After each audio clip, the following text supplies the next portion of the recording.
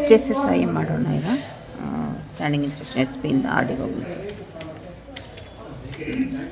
ಇದರಲ್ಲಿ ಮಾಡಿಫೈ ತಗೊಳ್ಳಿ, ಸಿಫ್ ಗೋ ಕೊಡಿ, ಬಟ್ ಸಿಫ್ ನಂಬರ್ ಆಗಬೇಕು.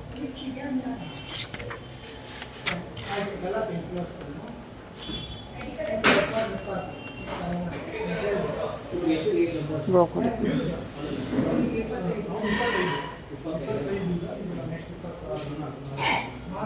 ಆ್ಯಡ್ ಕೊಟ್ಟು ಗೋ ಕೊಡಿ. ಗೋ ಕೊಟ್ಟ ಮೇಲೆ ಇಲ್ಲಿ ಸಿಫ್ ನಂಬರ್ ಹಾಕಿ, ಸಿಫ್ ನಂಬರ್ ಹಾಕಿ ಆಮೇಲೆ ಇಲ್ಲಿ ಆಫ್ಟರ್ ಚೇಂಜ್ ಆಫ್ ಡೇಸ್ ಅಂತ ಹಾಕಿ, ಇದು ಮಂತ್ಲಿ ಹಾಕಿ, ಇಲ್ಲಿ ಡೇಟು 15, ಆಲ್ರೆಡಿ ಪ್ರೀವಿಯಸ್ ಡೇ, ಇಲ್ಲಿ ಡೇಟ್ ನೆಕ್ಸ್ಟ್ ಮಂತ್.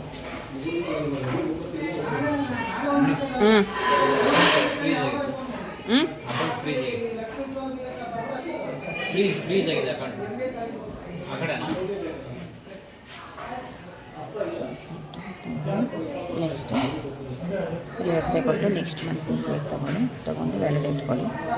ವ್ಯಾಲಿಡೇಟ್ ಕೊಟ್ಟರೆ ಇಂಟು ಅಂತ ಬರುತ್ತೆ. ಇಂಟ್ರೆಸ್ಟ್ ಆ್ಯಂಡ್ ಡೀಟೇಲ್ಸ್ ಹೋಗ್ಬಿಟ್ಟು ಇಲ್ಲಿ ಸ್ಟ್ಯಾಂಡಿಂಗ್ INR ಅಂತ ಹಾಕಿ ಇಂಡಿಯನ್ ರುಪೀಸ್. ನೆಕ್ಸ್ಟ್ ಇಲ್ಲಿ SB account, credited SB account,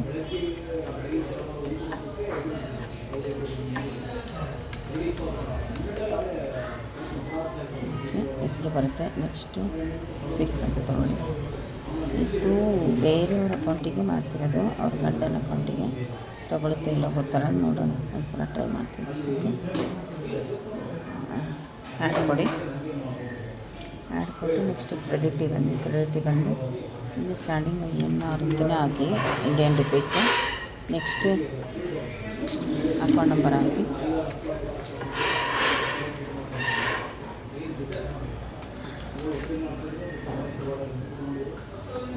account number ಹಾಕಿ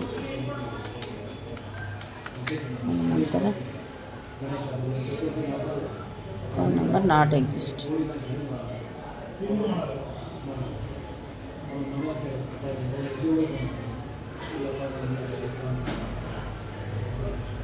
ನೋಡಿ ಫ್ರೆಂಡ್ಸ್, ಬರೋದಿಲ್ಲ ಬೇರೆ ಅಕೌಂಟಿಗೆ ಮಾಡಲಿಕ್ಕೆ. ಅವಳು ಮಾಡೋಕ್ಕೆ ಬರ್ತತೆ ಅಂತ ಕೊಟ್ಟೋದ್ಲು, ಬಂತು ಹರೀಶ್ ಅಂತ.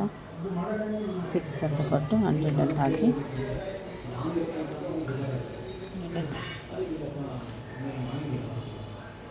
ಡೇಟ್ ಅಕೌಂಟು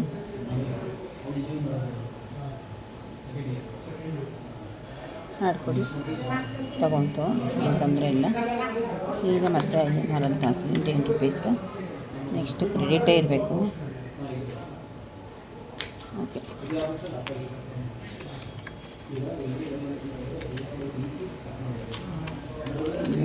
ನೆಕ್ಸ್ಟ್ ಇನ್ನೊಂದು ಅಕೌಂಟು ಅದು ಸೇಮ್ ಹೆಸರಿದೆ. ಫಿಕ್ಸ್ ಹಾಕಿ 100 ರುಪೀಸ್ ಹಾಕಿ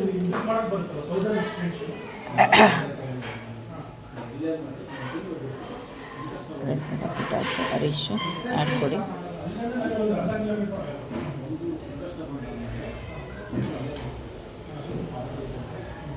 ಸೆಕೆಂಡ್ ಒನ್ ಆಯಿತು.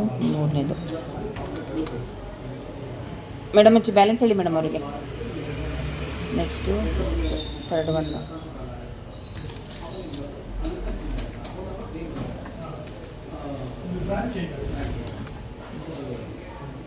ಅವ್ರದ್ದು ಹೆಸರು ಬಂದು ಕ್ರೆಡಿಟ್ ಹಾಕಿ 100 ರುಪೀಸ್ ಹಾಕಿ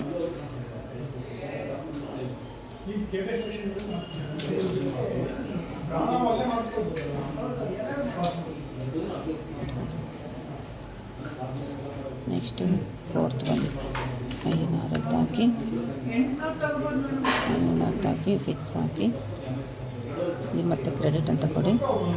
ಲಾಸ್ಟಲ್ಲಿ ಗುಡ್ ಮಾರ್ನಿಂಗ್ ನೋಡಪ್ಪ. ಲಾಸ್ಟ್ಲಿ ಹರೀಶ್ ಅಂತ ಹಾಕಿ ಕ್ರೆಡಿಟ್ ಅಮೌಂಟು 100 ರುಪೀಸ್. ಏನು ವಟ ಅಂತಾನೆ ವಟ ಅಂತಾರಪ್ಪ. ಮುಂದಕ್ಕೆ ಹೋಗಲ್ಲ ನಮ್ಮ ಆಫೀಸ್ ಅಂದರೆ ಹಂಗೆ, ಪೋಸ್ಟ್ ಆಫೀಸ್ ಅಂದರೆ.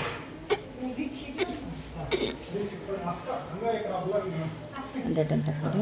4 ಆಯಿತು. ನೆಕ್ಸ್ಟ್ ಇನ್ನೊಂದು ಲಾಸ್ಟು 5 INR ಅಂತ ಹಾಕಿ ಕ್ರೆಡಿಟ್ ಇನ್ನೊಂದು ಅಕೌಂಟ್ ನಂಬರ್ 02035666